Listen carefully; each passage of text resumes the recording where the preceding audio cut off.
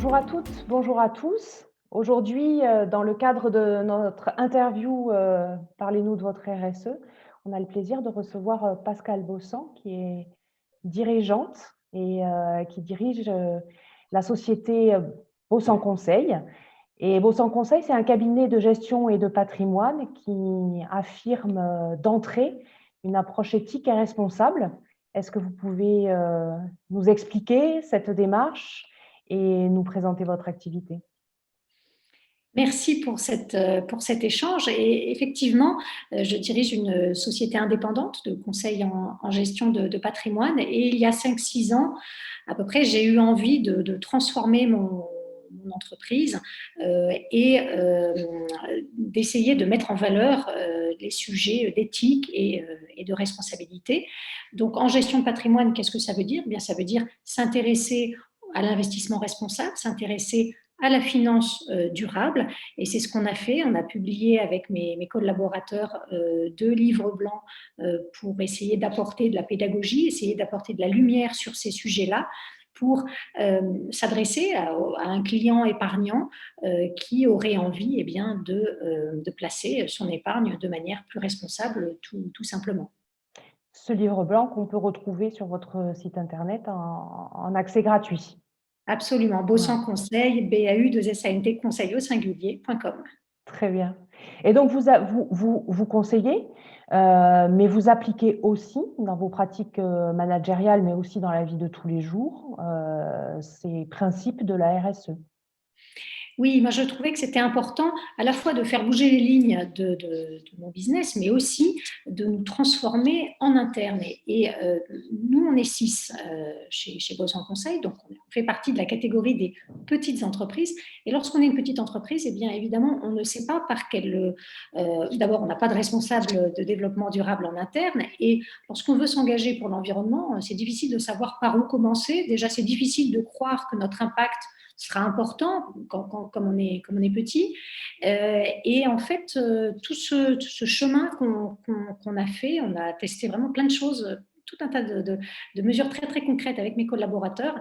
Eh bien, j'ai décidé d'en faire un livre qui est sorti cette année aux éditions EMS, qui est un petit manuel très pratique, qui est destiné aux petites entreprises qui ont envie de s'engager plus particulièrement pour l'environnement, pour le climat, et donc avec des clés très pratiques pour se lancer.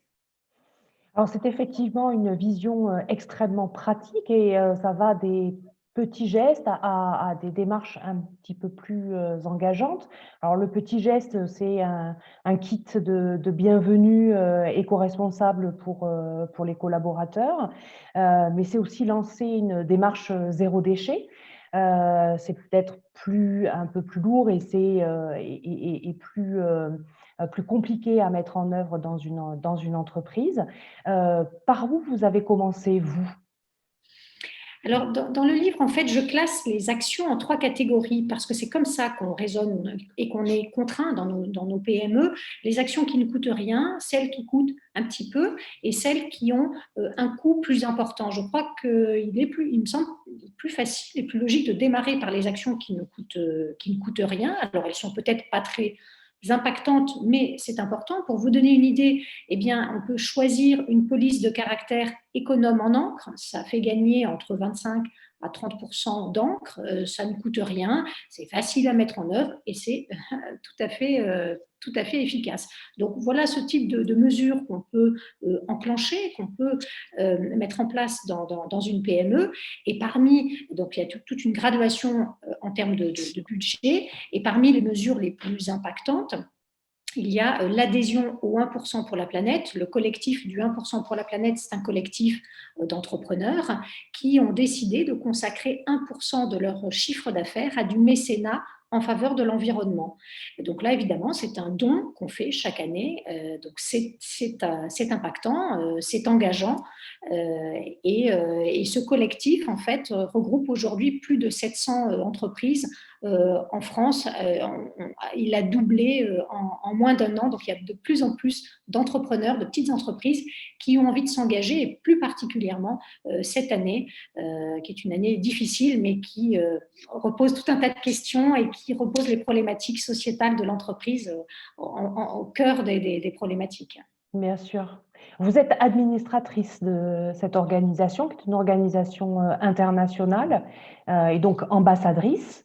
Et la rédaction de cet ouvrage s'inscrit dans cette démarche bénévole que vous faites auprès de cette organisation.